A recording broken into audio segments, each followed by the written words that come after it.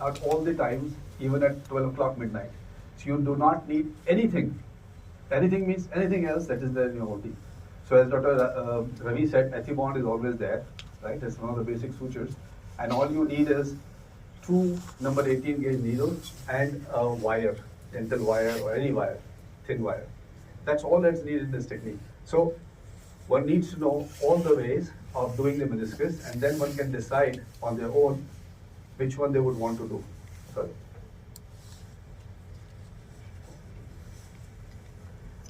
The videos might not work because the whole set of videos there.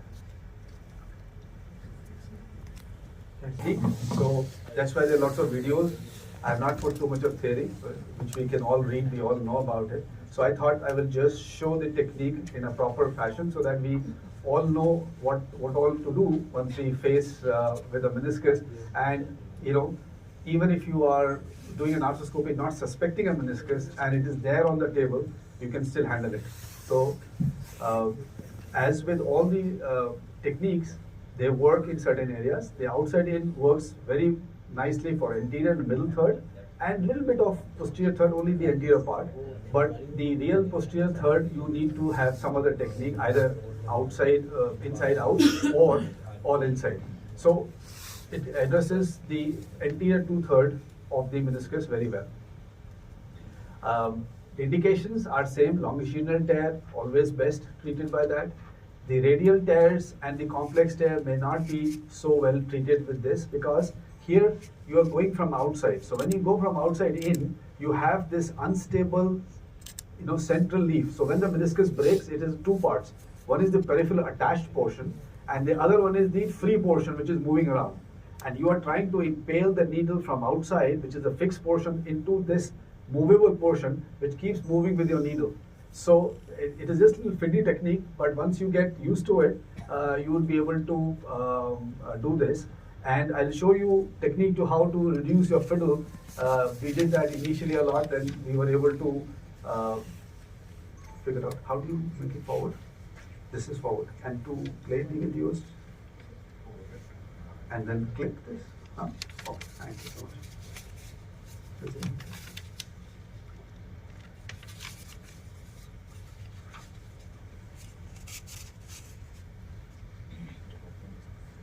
Yeah, that's fine. Thank you so much. Thank you.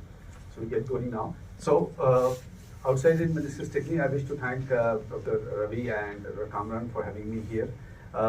All this we have dealt via meniscus and what changes were seen when we used to remove the meniscus.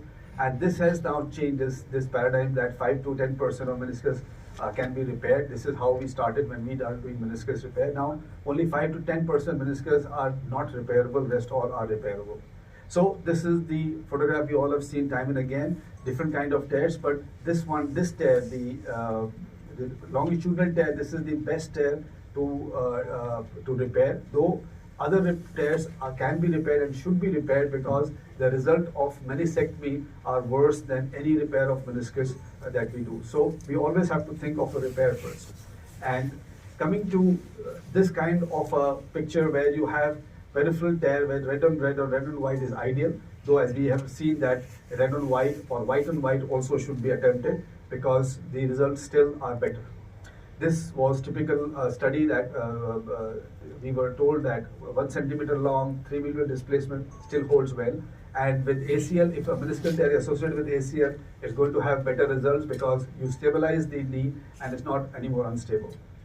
All these factors guide your results: time, type of tear, time since injury, age of the patient, availability of the instrumentation, surgical skills. These all, but they should not deter us from trying to repair, but they all have the implication on the final result. And in India, this is second surgery factor, that if it is not healed, then patient has to face a second surgery. So this is one of the factors which are playing in the background. So there are various techniques that we've been listening. So we'll concentrate on outside in. So the basic principle is that a needle is put from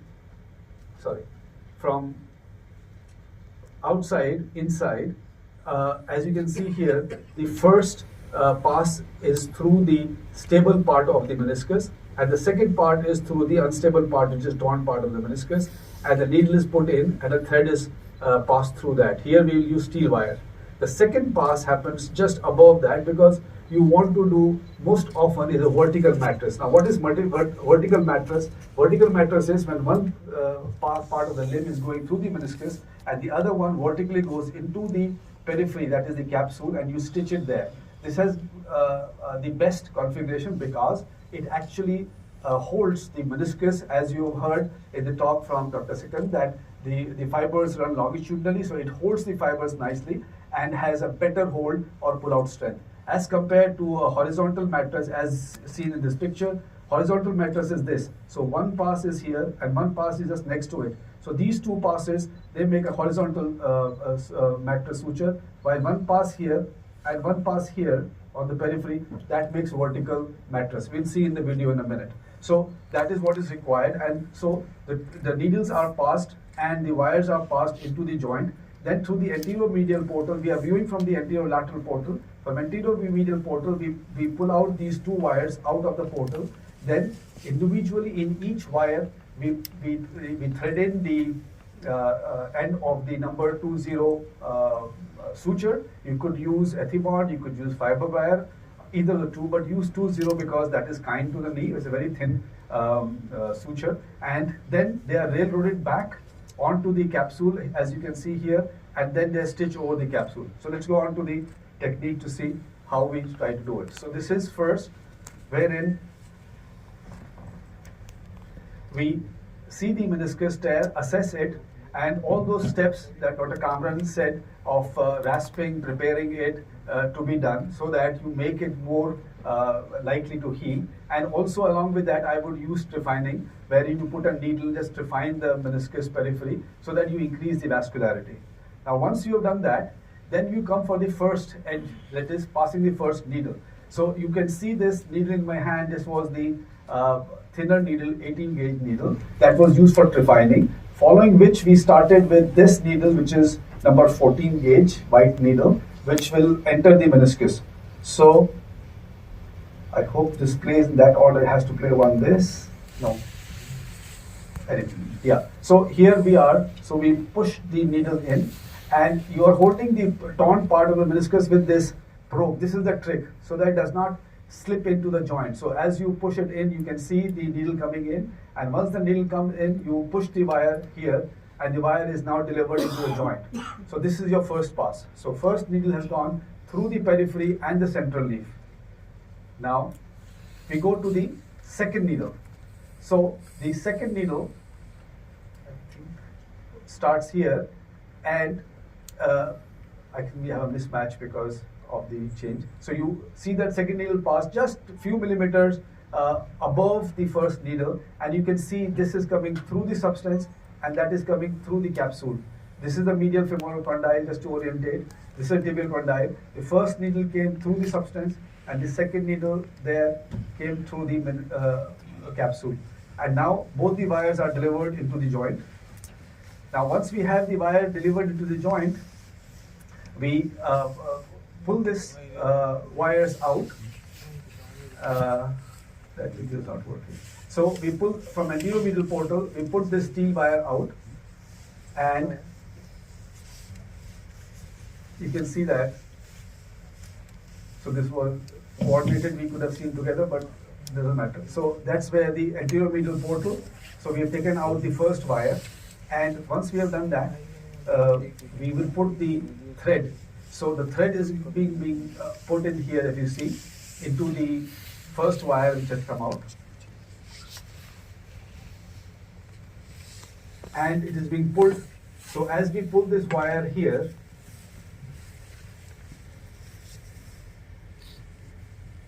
the thread goes in. So here is the wire being pulled here, this, out from the skin.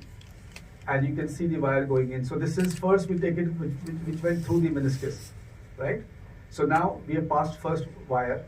Here there's the biggest mistake, because we have taken out in two passes our thread, the suture out, the steel wire. They generally go into a different passage. Though we have gone through the anterior medial portal, but you will find that some soft tissue actually moves. So it's always good to do a what we call as virtual cannula, wherein you put a suture manipulator inside the joint, hold both the things, the two passes, the wire as well as the suture, and take them out through the anterometer portal. By this, you have ensured that everything will come out in one path. So there will be no soft tissue interposition. So that's what we are going to show in the next one. So we put the suture manipulator inside and we pull it out there, and you see that now we've ensured that both this pass suture and the other steel wire are from the same path. So when we pull it in, it will not have soft tissue interposition. Once we have done that, now we do the second one. So now the second wire has got the other limb of the suture. So the same suture, other limb is threaded into the other wire. And you will see, so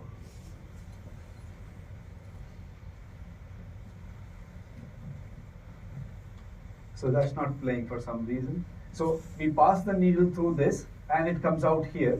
You would have seen it here, and can I make it to click on this to play the video? This video, see, first this video should play, that the other video. It was all built in, but now, so you can just play the first, no, back.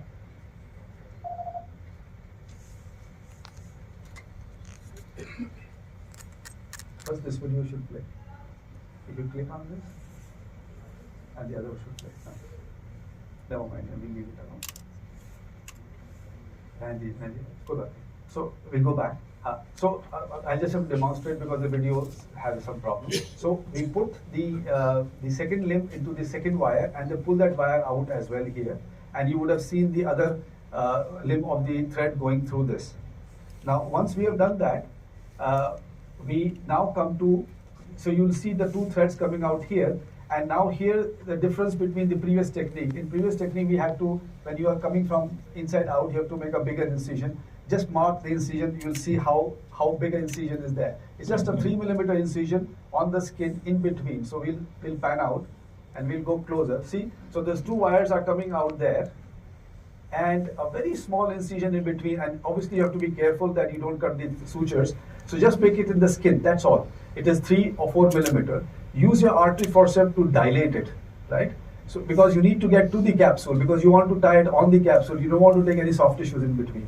So you just dilate it, and once you've dilated, then you use, as Dr. Kamran was saying, this is the examination hook or the probe. So you can just put your probe and take out one side, and then the other side also you can deliver into the skin.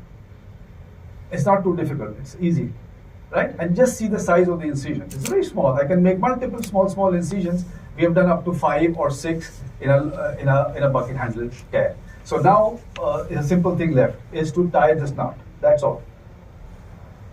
Which here we are using the knot pusher and cutter. You could use anything. So we make, and again your choice, whatever knot you want to do. Here we are doing Duncan's loop sliding knot so that we can give it as tight as possible. But you could use any knot to reach the capsule.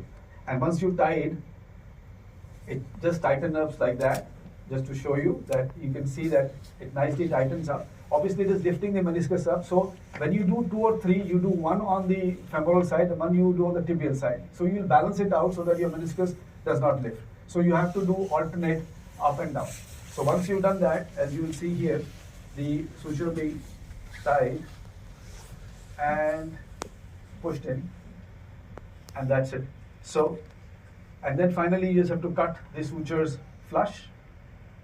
You can use your knife, or you could use that same cutter also. So we use that, and do not forget to just release little tissue, because sometimes still there's some puckering of the skin that may cause later on, and you should put your finger and feel that your skin moves so that it is nice and comfortable. Patient will not have problem later on. So that's the checking up of the repair. So nothing much to show there. So what are the advantages? It is low on cost. So till now, I'm not dependent on any company for anything till here. I have with me the things that I use. So it is very cost effective. You have improvised instruments. We are using our normal needles and a wire. So we really do not need any specific instrument, and it addresses anterior two-third. Yes, posterior third is a problem which we cannot address with that. That is a limitation of this, and it has the learning curve, a little fiddly, but one has to practice this to develop the art.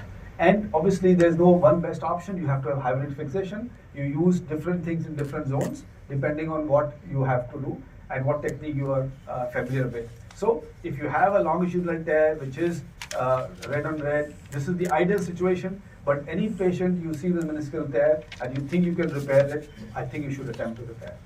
Thank you. Thank you, Dr. Pratik. Any questions for him? What size of steel wire do you use to pass? 26 gauge. So that's dental wire which people use, or you have it in dental wiring for any mandible fracture. So it's a 26 gauge. The thinnest you can get hold of.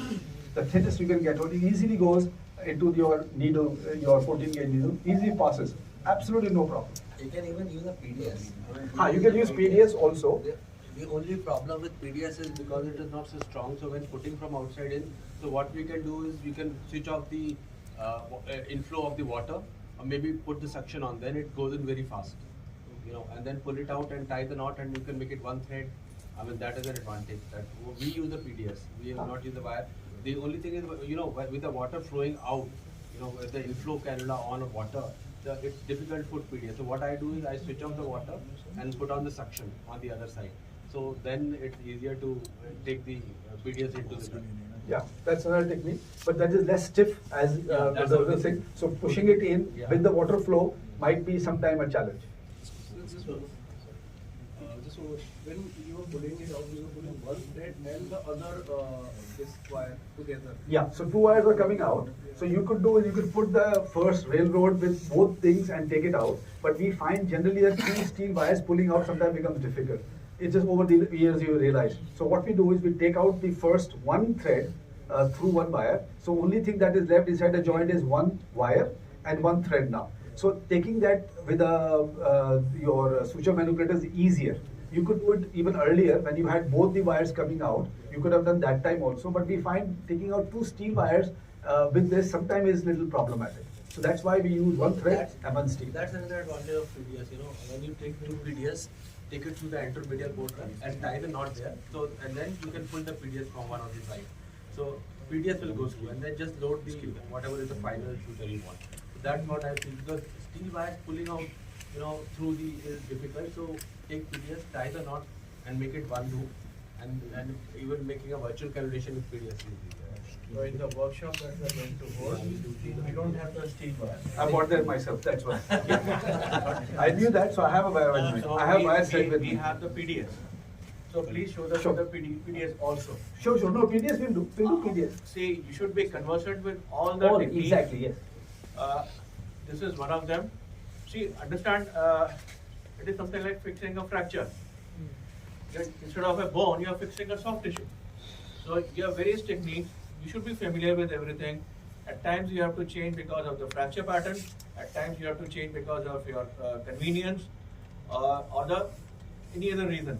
So every option should be known to you, and you can choose everything. Yes. So we don't use steel wires. We don't have it. He has brought it himself. That's the credit goes to him. So you should learn that. You should learn with the PDS also. Yes, we should have all things that are armamentarium, whichever is available, whatever is there, we would be then coming out winners at the end. Sir, you were told about that the entire tooth surgery was taken through the all outside in technique. Yeah. For the medial meniscus, posterior one-third, are there any difficulty in doing that? Yeah, as I said, this technique will not be useful there. So either Dr. Kamran had shown you have to do that, or you do all inside. If the patient can afford cost effectively, then you can use all inside. This question Otherwise, will be answered in the last talk by Dr. Vikram. So what tier, what area, what technique? So yes. So the full talk on that, which area would be best and how and what are the evidence for that. we're choosing the optimum technique. That's the talk. I have Dr. Thank you so much. Yeah. Yeah. When you're doing it on the medial side without an incision, how do you handle the MCL? Where do you put the knots? Do you try to avoid the MCL when you're putting the knots? So what we do is, once we have taken out our thread through the same thing, I put my straight artery forceps, the mosquito one, and keep spreading till I reach the capsule. Right? So that way I have made sure that I have made a way. But you're right, there's no way of not taking the, so that is why we try not to venture too much to the posterior side, and we tend to use our all inside or inside out if that is what the case is. So that part we can address with this. See, at the level of joint, Himanshu, at the level of the joint, the MCL is just a condensation of the capsule, nothing else. It is very adherent. You cannot separate MCL from the capsule. So if you're tying knots by any technique, either inside out or outside in, you have to remain over the MCL. Is there any tips or tricks to pass the needle from outside in because it's very difficult to just target the meniscus or pierce the exact location? Yeah. So as you saw in my very first slide, I had a green needle in my hand, the thin one. So I first make my pass with a green needle because this white one is thicker, so you're going to damage if you are going to make too many passes. So I use a thinner one and it's easier to pass also, and I can know whether I am slightly up or below. So first of all, we dim the lights, and I put my scope exactly where I want my needle to come out. Then I can see a halo. You can see the light coming out. Outside the knee, you can see the telescope light. So you know this is the area. So right in the center of that area, you put your needle directing towards the scope. So you would see that you would be either correct, or you might be 2 millimeters above, you have to going down like this, or you may be 2 millimeters below, you're going up like this. So you take it out, just take another pass, which is 1 millimeter below. If you're coming like this, you want to come horizontal. So you just take a, so that's how you do 1 or 2 with the green one. Now once you've done with the green needle, which is 18 gauge, 1 or 2 pass, then you remove that green needle, use your white needle because you know now that which area you're going to go, and then use that. See, this is the advantage also when you're using only sutures, either outside in or inside out. If you're not happy with some suture position, you can take it out. Yeah. And you don't waste any money. Understood? Yeah, absolutely. Thank you. Thank you so much. Can I take this pen drive? Can somebody remove this pen drive for me? ऐसे क्या corrupt कर रहे हैं? May I invite